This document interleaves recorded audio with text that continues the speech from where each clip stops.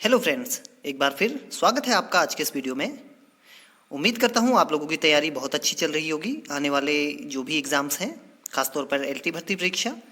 तो फ्रेंड्स, आज एक बार फिर मैं आप लोगों के सामने आया हूँ मॉक टेस्ट सीरीज़ लेकर। एलटी भर्ती परीक्षा हेतु अभ्यास मॉक टेस्ट सीरीज, जो कि है हिंदी विषय से संबंधित। तो यहाँ पर जैसा कि आप लोग देख सकते हैं कि ये इसका 13वां भाग है। इससे पहले के जितने भी भाग हैं वो आप चैनल पर देख सकते हैं। और आज के इस भाग में 13वें भाग में आप यहाँ पर पढ़ेंगे 60 बहुविकल्पीय प्रश्न, जिसमें हिंदी, संस्कृत और पेडागोजी के प्रश्नों का संग्रह किया गया है, जो कि सिलेबस के अकॉर्डिंग है आपके। तो फ्रेंड्स, वीडियो शुरू करने से पहले एक रिक्वेस्ट कि जिन लोगों ने अभी तक मेरे चैनल को सब्सक्राइब नहीं किया है तो वो सब्सक्राइब करना ना भूलें। और साथ ही देखिए, अगर किसी भी प्रश्न से संबंधित या वीडियो से संबंधित कोई भी आपका सुझाव हो तो आप कमेंट के माध्यम से दे सकते हैं। तो चलिए शुरू करते हैं आज का वीडियो। और हाँ, साथ ही ये भी कहना चाहूँगा कि साथ ही आप भी इस टेस्ट को देते रहेंगे और अपना मूल्यांकन भी आप कर सकते हैं। तो चलिए शुरू करते हैं फिर आज की प्रश्नावली। तो चलिए फिर फ्रेंड्स, आज शुरू करते हैं अभ्यास मॉक टेस्ट एलटी भर्ती परीक्षा हेतु हिंदी विषय से संबंधित। तो फ्रेंड्स देखिए, आज के इस वीडियो में हिंदी के अंतर्गत हिंदी साहित्य और व्याकरण के भी प्रश्नों का यहाँ पर संग्रह है, और संस्कृत व्याकरण और साहित्य से भी संबंधित यहाँ पर प्रश्न आपको देखने को मिलेंगे। तो चलिए बिना किसी देरी के अब शुरू करते हैं आज की प्रश्नावली। तो पहला प्रश्न है, निम्नलिखित में से कौन सा शब्द कमल का पर्यायवाची नहीं है। तो जब भी आप पेपर देते हैं तो प्रश्न आपको हमेशा पूरा पढ़ना है, कई बार गलती हो जाती है। तो यहाँ पर दिया है नहीं है। ऑप्शन है क अरविंद, ख सद्दल, गौ सरसिज या घ अमीय। तो उम्मीद करता हूँ आपने नोट कर दिया होगा। तो इसका जो सही आंसर है वो है घ अमीय। तो देखिए, जो अरविंद है, सरसिज है, सतदल है, ये सब किसके होते हैं? कमल के पर्यायवाची, यानी कि कमल के जो पर्यायवाची होते हैं। और साथ ही देखिए, आपके एनसीईआरटी में है पुरइनी, वो भी क्या होता है? कमल। और जो अमीय होता है इसका मतलब होता है अमृत। दूसरा प्रश्न है, सु धन आगतम में कौन सी संधि है? तो देखिए, संधि आपको अच्छी तरह से आनी चाहिए। क दीर्घ संधि, ख गुण संधि, गौ वृद्धि संधि या घ यण संधि। तो देखिए, सु आगतम, तो इससे क्या बनता है हमारा? स्वागतम। क्या बनता है? स्वागतम। ध्यान दीजिएगा। और देखिए, यहाँ पर कौन से वर्ण मिल रहे हैं? सु। सु के अंत में क्या है? उ है, और जो आ है वहाँ पर आ है। तो देखिए, यहाँ पर जो उ है असमान वर्ण से मिल रहा है आ से, और उसका हो जा रहा है वो। तो यहाँ पर हमें कौन सी संधि होती है? यण संधि। तो ये आप ध्यान दीजिएगा। तो यहाँ पर कौन सी संधि आ जाएगी स्वागतम में? यण संधि।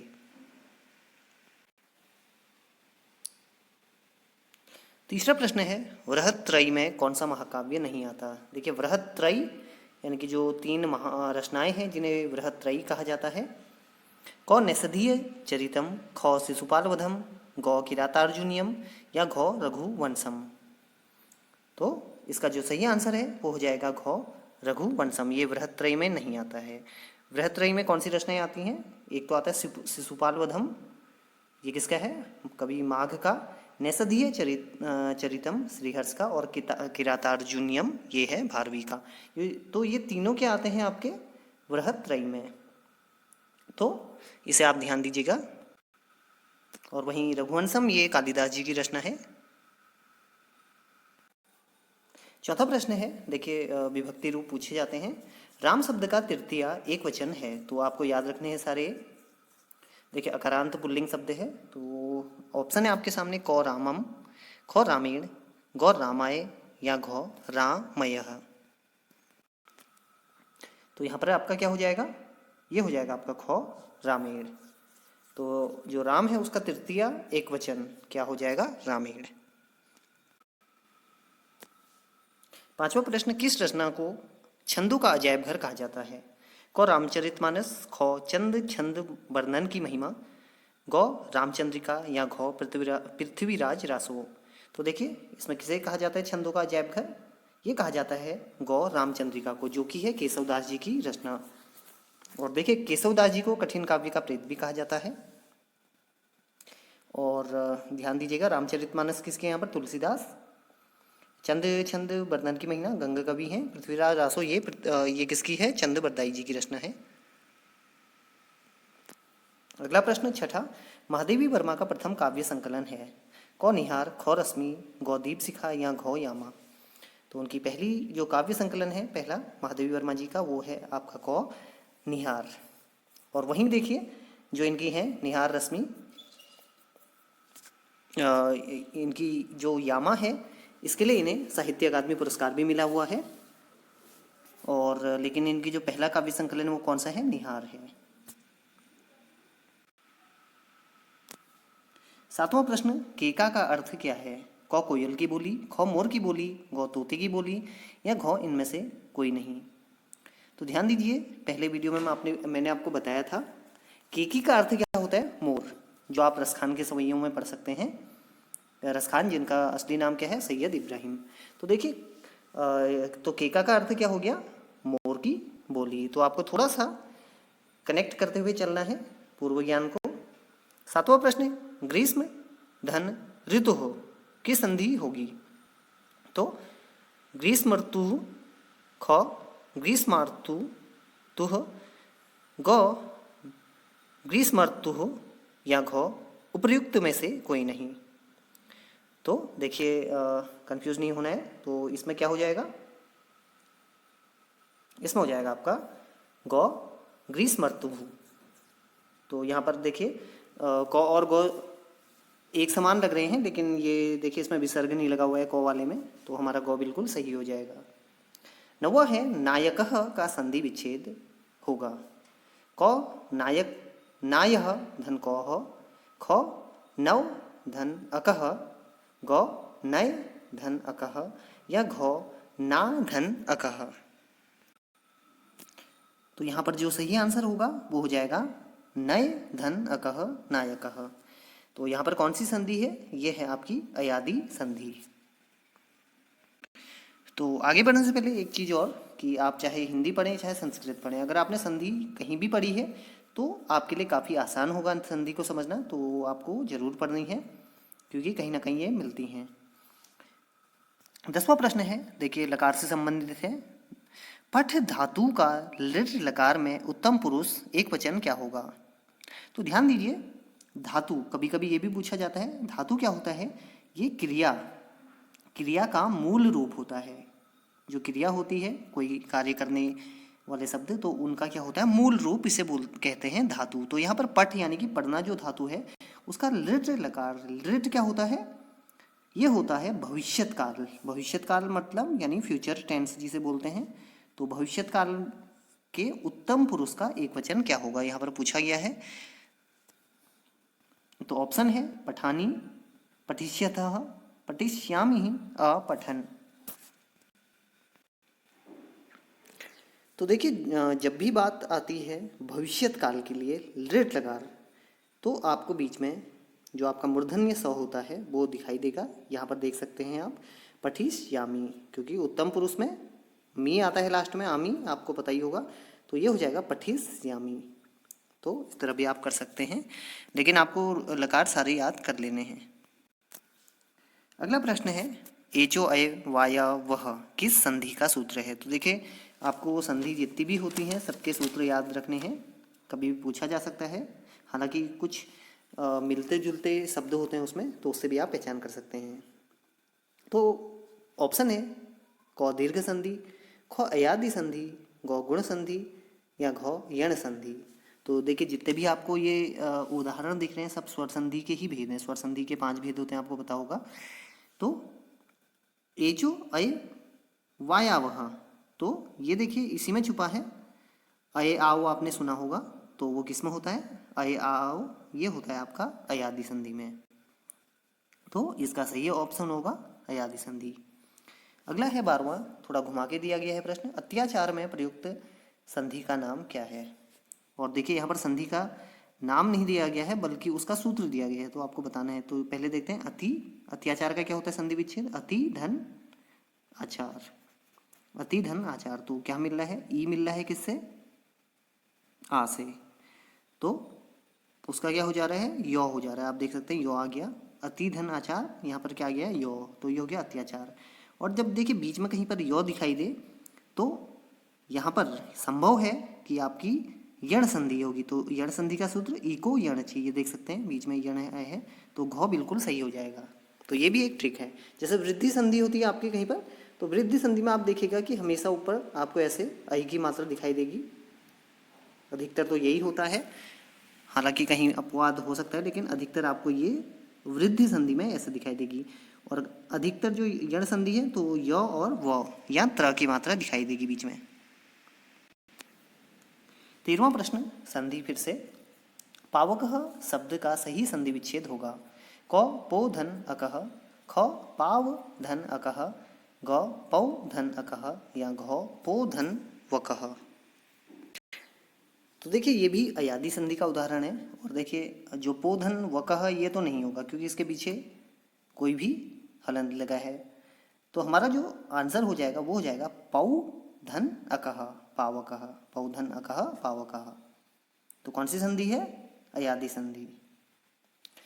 14वां प्रश्न पठ धातु का फिर से वही प्रश्न आ चुका है आपका, लिट लकार में उत्तम पुरुष एकवचन क्या होगा। तो ये आपका रिपीट हो चुका है क्वेश्चन, सॉरी, तो ये हो जाएगा पटिश्यामी। अगला है मुनि शब्द का चतुर्थी विभक्ति का एक वचन क्या होगा। तो देखिए ये इकारांत आपका पुल्लिंग है, देख सकते हैं आप मुनि शब्द, क मुनि भी है, ख मुनिषु, ग मुनिना, या घ मुनये। तो देखिए यहाँ पर जो आंसर हो जाएगा वो हो जाएगा घ मुनये, मुनये किसका, मुनि शब्द का चतुर्थी विभक्ति का एक वचन। और देखिए ये जो सु है ये तो हमेशा कहाँ जाता है, आपके सप्तमी विभक्ति के बहुवचन में जाता है, जहाँ पे लास्ट में क्या लगा होता है, सु लगा होता है, और हमारा है मुनये वो सही उत्तर। तो देखिए ये भी आपको याद रखने, क्योंकि एक एक नंबर काफ़ी महत्वपूर्ण होता है एग्जाम में। कर्तव्य में कौन सा प्रत्यय है, देखिए ये प्रत्यय से संबंधित है संस्कृत, क अनियर, ख कत, ग तबियत, या घ डबुल। तो देखिए जो कर्तव्यम है इसमें आपको आधा वो यो दिख रहा होगा बीच में, तो ये हमारा है ग तव्यत प्रत्यय, और ये किस में होता है, चाहिए के अर्थ में प्रयुक्त होता है। 17वां प्रश्न करणीयम में कौन सा प्रत्यय है, क अनियर, ख सत्री, ग स्थानज, या घ क कत्वत। तो करणीयम, करणीयम में देखिए ये क्या है, क्री धातु है, और इसके संग क्या लगा है, अनियर, क्या लगा है, अनियर, तो ये हो जाएगा करणीयम। तो देखिए ऐसा नहीं है कि सॉरी, देखिए आपको अधिक से अधिक जितने भी उदाहरण हैं उनको बार बार अभ्यास करना है, तो कहीं ना कहीं देखिए फिर आप उसको अंदाजे से भी कर सकते हैं, क्योंकि कई बार एग्जाम्स में क्या होता है कुछ चीज़ें दिमाग में क्लिक कर जाती हैं आंसर, तो उससे भी आप दे सकते हैं। तो आपको ज़्यादा से ज़्यादा अभ्यास करना है इनका, अलग अलग प्रत्यय उपसर्ग इन चीज़ों का, लकार हकार। 18वां प्रश्न है वेदांग के कितने भेद हैं, संस्कृत साहित्य से है, तो वेदांग के कितने भेद हैं, ये हैं 6 भेद, ये आपने पढ़ा ही होगा। 19वां प्रश्न काफ़ी महत्वपूर्ण, अभी ये साहित्य से आ गया आपका, कृष्ण गीतावली किसकी रचना है, क तुलसीदास, ख सूरदास, ग बिहारी, या घ रसखान। देखिए नाम से कन्फ्यूज नहीं होना है, ये किसकी रचना है कृष्ण गीतावली, ये है तुलसीदास जी की रचना, तो उन्होंने ये रचना की थी। 20वां प्रश्न है निम्नलिखित में से शुद्ध शब्द का चयन कीजिए, ये कई बार पूछा गया है, उत श्रृंखल का कौन सा यहाँ पर है। तो देखिए इसका सही ऑप्शन देखिए आपके सामने 4 ऑप्शन हैं, तो इसका कौन सा हो जाएगा, इसका हो जाएगा गौ, उच्च श्रृंखल, ये आप ध्यान दीजिएगा और अभ्यास भी करना लिखने का एक आध बार। अगला है 21वां, शिल्पगत आधार पर या लिखने के आधार पर दोहे का उल्टा छंद कौन सा है, क बरवे, ख सोरठा, ग चौपाई, या घ रोला। तो दोहे का उल्टा क्या होता है, सोरठा। अगला प्रश्न है 21वां, प्रभु जी तुम चंदन हम पानी, किस कवि की पंक्ति है? क मलुकदास, ख रैदास, गौ सूरदास या घ मीराबाई? तो देखिए, प्रभु जी तुम चंदन हम पानी एनसीईआरटी का प्रश्न है। तो ये किसकी है? ये है रैदास जी की रचना या रविदास जी। और साथ ही देखिए ये किसके गुरु थे? ये मीराबाई जी के गुरु थे। और ध्यान दीजिए एक निबंध भी है इसी से मिलता जुलता, विद्यानिवास मिश्री जी का, उसका नाम आप कमेंट के माध्यम से बता सकते हैं। 22वां प्रश्न है, रास पंचाध्यायी किस निम्नलिखित में से किसकी रचना है? क रहीम, ख कबीर, गौ बिहारी या घ तुलसीदास?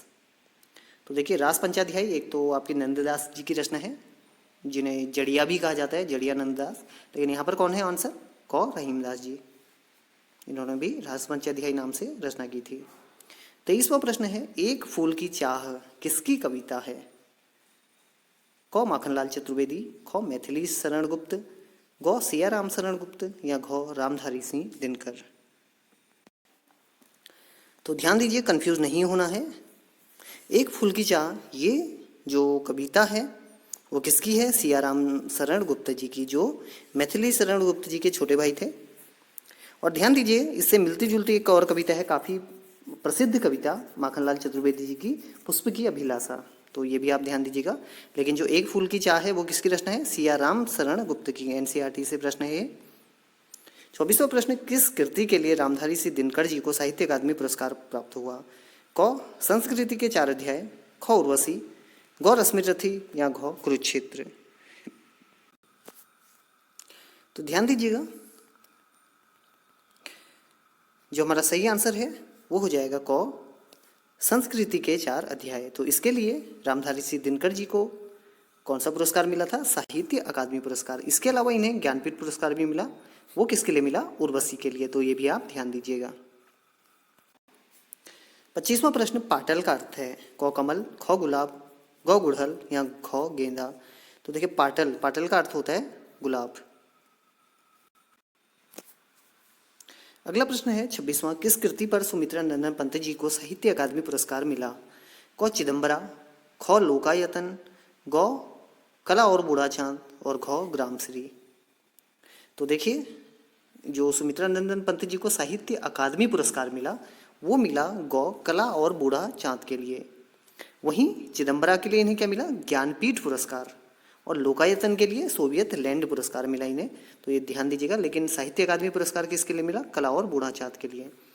और देखिए ग्रामश्री भी इनकी ही रचना है।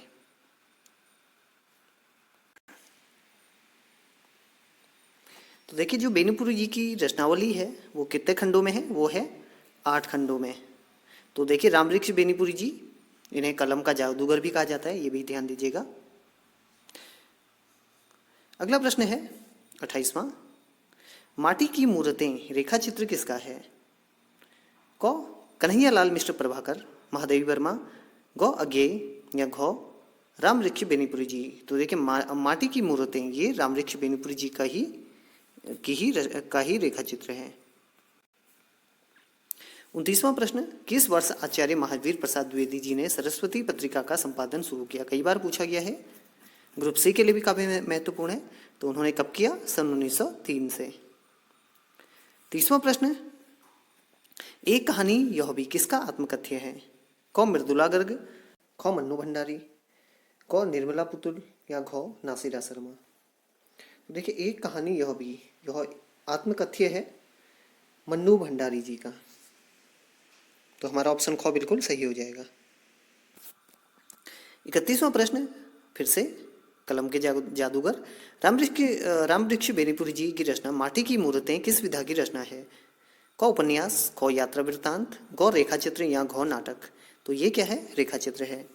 और देखिए रामवृक्ष बेनीपुरी जी का एक पाठ आपकी एनसीईआरटी 10th में भी है। क्या नाम है उसका? बाल गोविंद भगत। क्या नाम है? बाल गोविंद भगत। एक रेखा चित्र है वहां पर, आपका देख सकते हैं आप। 32वां प्रश्न, निम्नलिखित में से कौन सी पत्रिका भारतेंदु जी द्वारा संपादित नहीं है? क आनंद कादम्बिनी, ख हरिश्चंद्र मैगजीन या गौ बालबोधिनी या घ कवि वचन सुधा? तो इसका सही आंसर कौन सा है? ये हो जाएगा क आनंद कादम्बिनी। तो आनंद कादम्बिनी इसके संपादक कौन थे? बद्रीनारायण चौधरी प्रेमघन जी। तो वहीं हरिश्चंद्र मैगजीन बालबोधिनी और कवि वचन सुधा, इनका जो था संपादन वो किसने किया? भारतेंदु जी ने।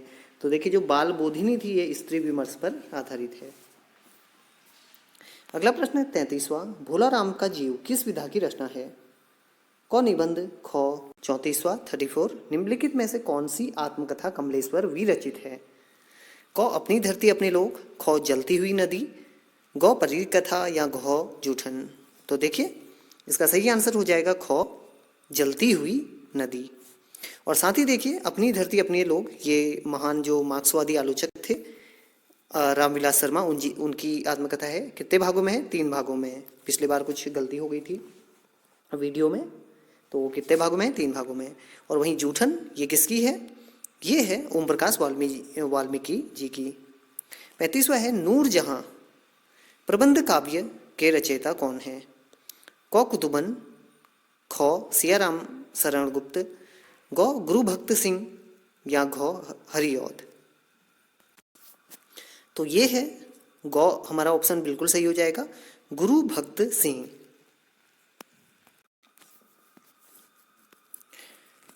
चंद्रबरदाई को हिंदी का पहला कवि किसने बताया? क रामचंद्र शुक्ल, ख हजारी प्रसाद द्विवेदी, ग रामकुमार वर्मा या घ नगेंद्र।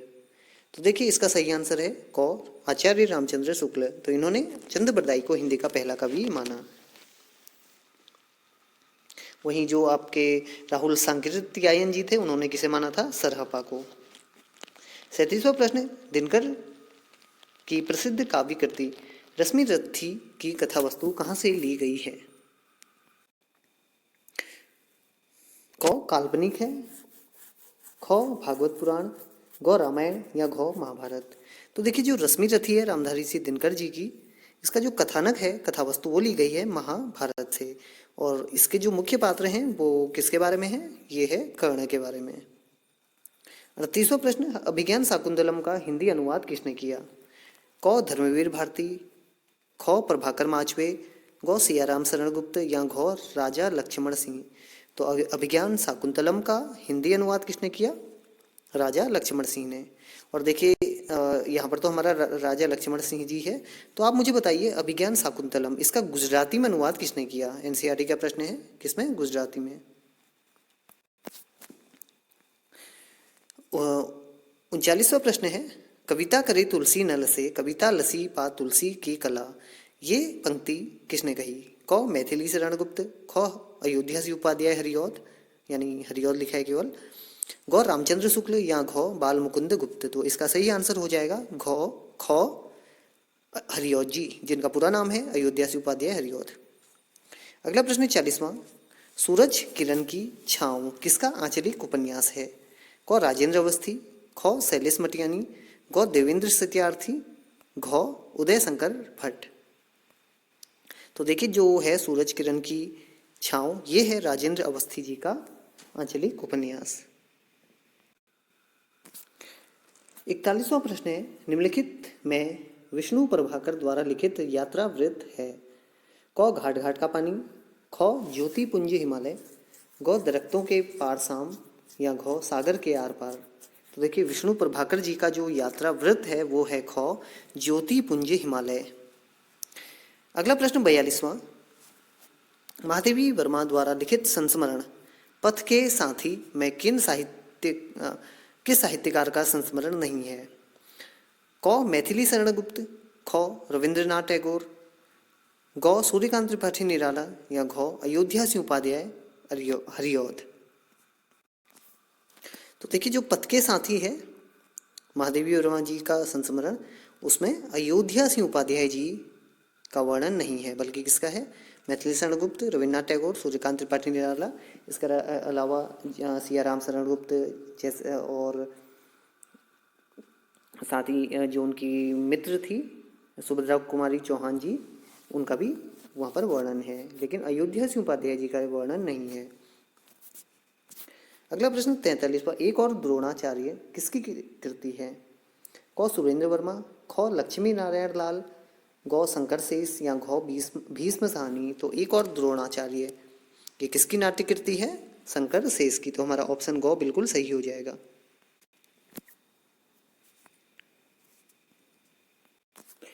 अगला प्रश्न है काफी महत्वपूर्ण। गोद लिए हुलसी फिरें तुलसी सो सुत होए, किसकी पंक्ति है? कौ सूरदास, खौ रसखान, गौ रहीम या घौ नर हरिदास। तो देखिए नाम से कंफ्यूज नहीं होना है, क्योंकि कई बार क्या होता है, कई कवि अपना नाम भी बीच में लिख देते हैं, तो आपको ध्यान देना होगा। तो यहाँ पर देखिए, गोद लिए हुलसी फिरें तुलसी सो सुत होए, तो ये पंक्ति किसकी हैं? ये पंक्तियाँ हैं रहीम दास जी की, जिनका पूरा नाम है अब्दुल रहीम खान खाना। और ये किसके पुत्र थे? बैरम खान के पुत्र थे, जो अकबर के संरक्षक थे, आपको याद ही होगा। 45वां प्रश्न है, रामकृष्ण परमहंस के जीवन को लक्ष्य करके लिखी गई पुस्तक हलचल के पंख किसकी कृति हैं? कौ रामचंद्र तिवारी, खौ मोहन अवस्थी, गौ कृष्ण बिहारी मिश्र या घौ कुबेर नाथ राय। तो इसका सही आंसर क्या है? इसका सही आंसर हो जाएगा खौ मोहन अवस्थी। तो इन्होंने लिखी रामकृष्ण परमहंस के जीवन को लक्ष्य करके। तो ध्यान दीजिएगा, रामकृष्ण परमहंस विवेकानंद जी के गुरु जी। तो देखिए इसका सही ऑप्शन है ऑप्शन खौ मदन गोपाल। प्रेमचंद की जीवनी कलम का मजदूर नाम से किसने लिखा? तो ये थे मदन गोपाल जी। वहीं अमृत राय, तो इन्होंने किस नाम से लिखी थी प्रेमचंद की? कलम का सिपाही। और वहीं अगर बात करें शिवरानी देवी जी, ये जो प्रेमचंद की पत्नी थी, इन्होंने प्रेमचंद घर में नाम से लिखा था, प्रेमचंद घर में। अमृत राय का क्या था? कलम का सिपाही। और मदन गोपाल कलम का मजदूर, इन्होंने प्रेमचंद की जीवनी लिखी थी। अगला प्रश्न है 47वां। जिन ध्वनियों के संयोग से शब्दों का निर्माण होता है उन्हें कहते हैं? कौ ध्वनि, खौ प्रतिध्वनि, गौ वाणी या घौ स्वनिम। तो इसे कहा जाता है स्वनिम।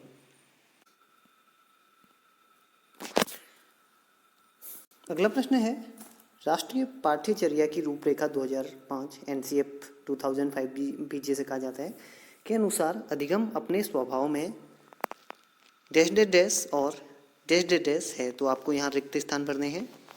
तो ऑप्शन क्या होगा? कौ सक्रिय और सामाजिक, खौ सक्रिय और सरल, गौ निष्क्रिय और सरल, घौ निष्क्रिय और सामाजिक।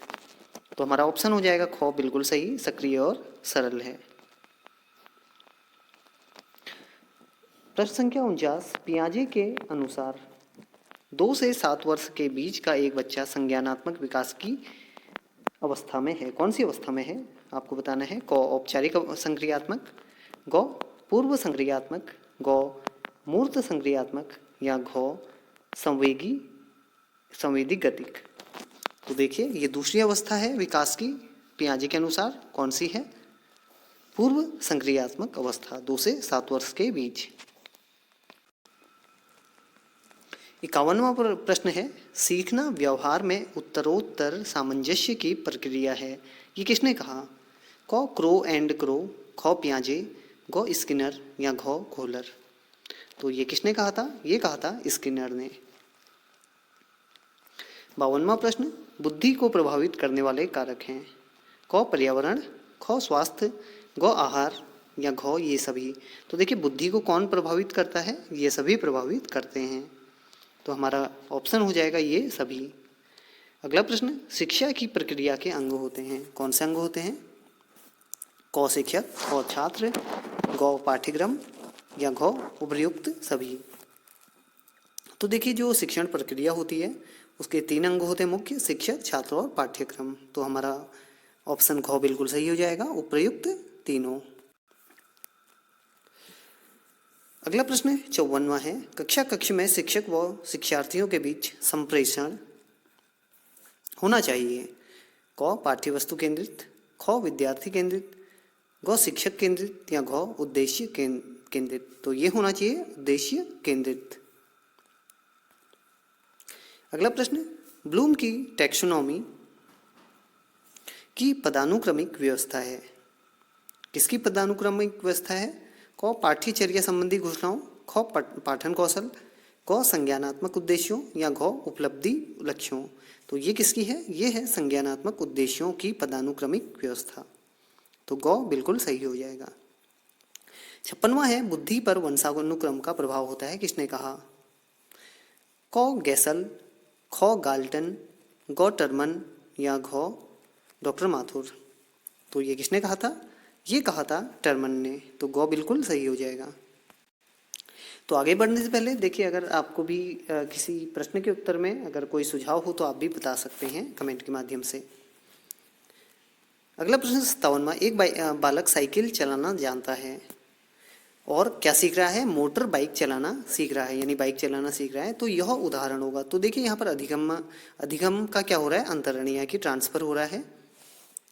तो ये कौन सा उदाहरण होगा? क क्षैतिज अधिगम अंतरण, ख ऊर्ध्व अधिगम अंतरण, ग द्विपार्श्विक अधिगम अंतरण या घ इनमें से कोई नहीं। तो ये कौन सा होगा? ये होगा ऊर्ध्व अधिगम अंतरण। तो ऑप्शन ख बिल्कुल सही होगा। अगला है सीखने का क्लासिकल कंडीशनिंग सिद्धांत किसने प्रतिपादित किया? तो ये क स्किनर, ख पावलोव, ग थांडाइक या घ कोहलबर्ग। तो ये किसने किया? ये थे पावलोव। तो हमारा पावलोव बिल्कुल सही हो जाएगा।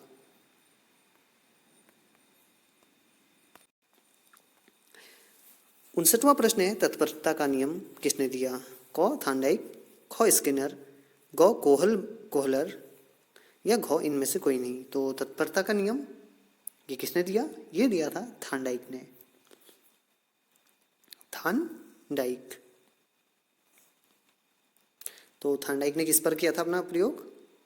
ये कमेंट के माध्यम से बताइएगा आप। अगला प्रश्न है 60वां, आज का अंतिम प्रश्न। मूल्यांकन एक निरंतर चलने वाली प्रक्रिया है, किसका कथन है?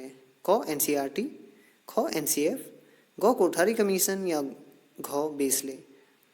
तो जो मूल्यांकन एक निरंतर चलने वाली प्रक्रिया है, ये किसका कथन है? ये है एनसीईआरटी का प्रश्न।